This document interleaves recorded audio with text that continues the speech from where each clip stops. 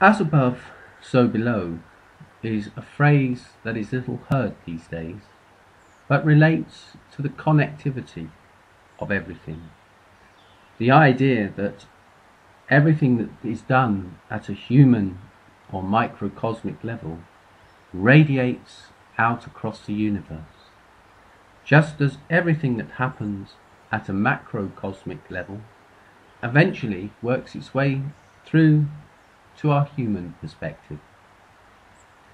2010 is significant because the impacts of macrocosmic, i.e. planetary shifts, that have been taking place over the last few years will now manifest change at a microcosmic level.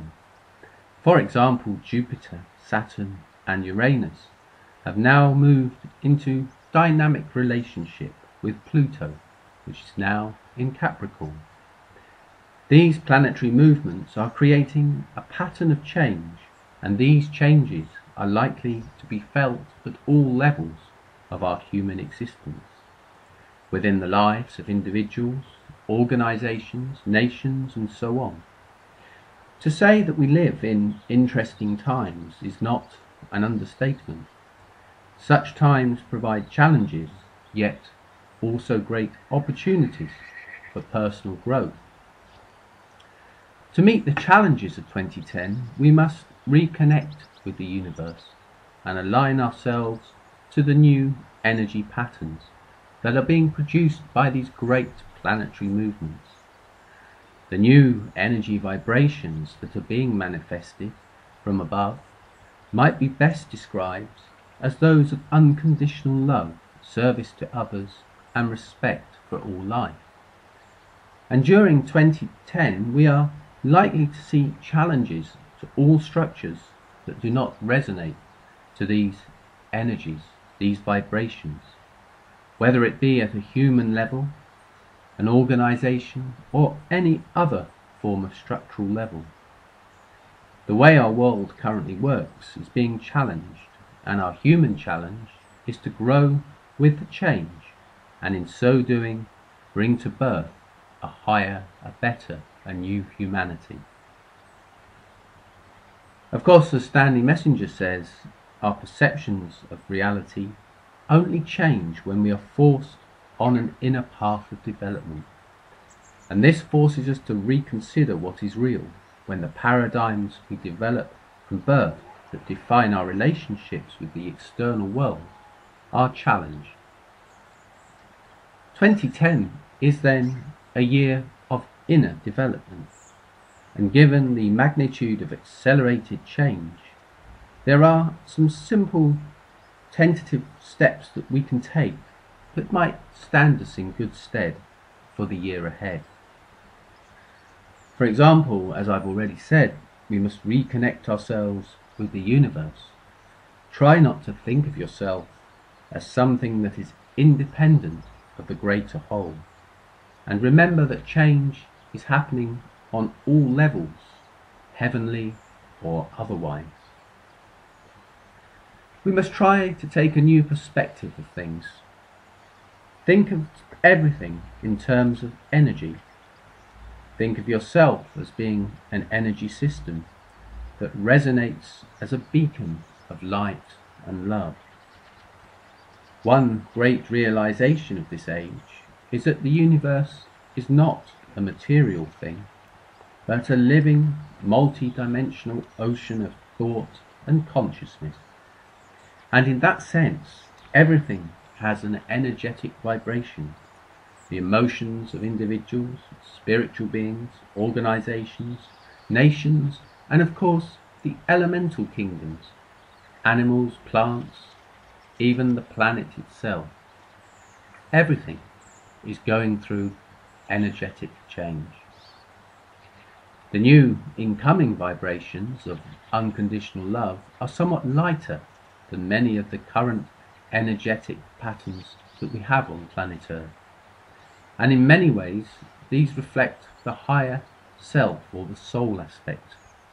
Our task is to acclimate ourselves to these new vibrations, and as previously mentioned, become beacons of light, of love, to help others also make the transition.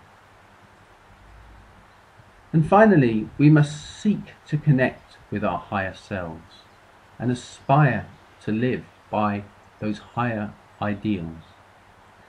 The journey to fifth dimensional consciousness is all about joining with the higher self or soul aspect and anchoring it on the earthly plane, and in so doing anchor those higher aspects of ourselves, those noble aspects of what it means to be human. So in 2010 we must attempt to master our ego and purge ourselves of the desire for self-gratification through greed, selfishness, or the manipulation of others for self-gain.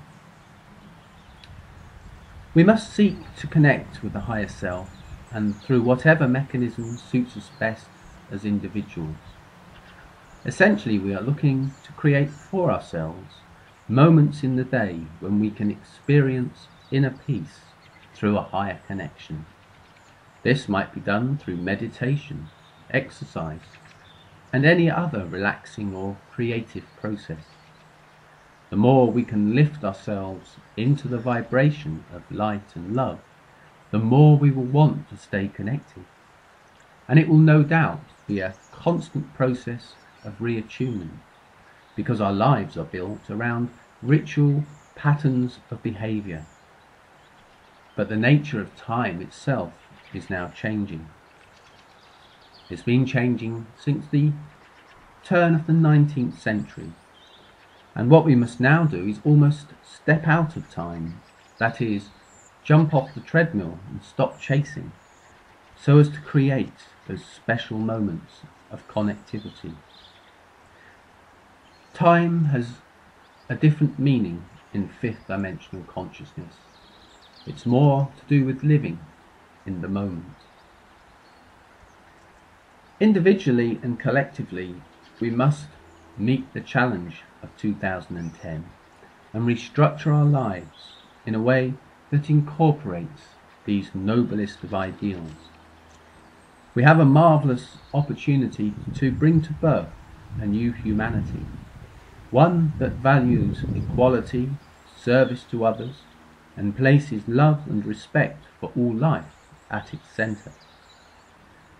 But for this to happen, we have to place these values at the very centre of our own thinking.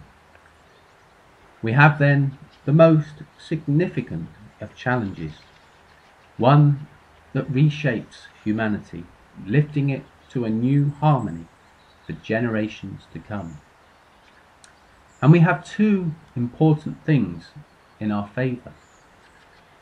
That is, all the time the higher self wants to connect with us. It is seeking to be connected with us and grounded through us on planet Earth. And secondly, the great planetary movements that are causing these new energetic patterns to emerge support us at this time of ascension. As Mother Teresa once said, we may not do great things in our lives, but we can do everything with great love. And this is our challenge for 2010.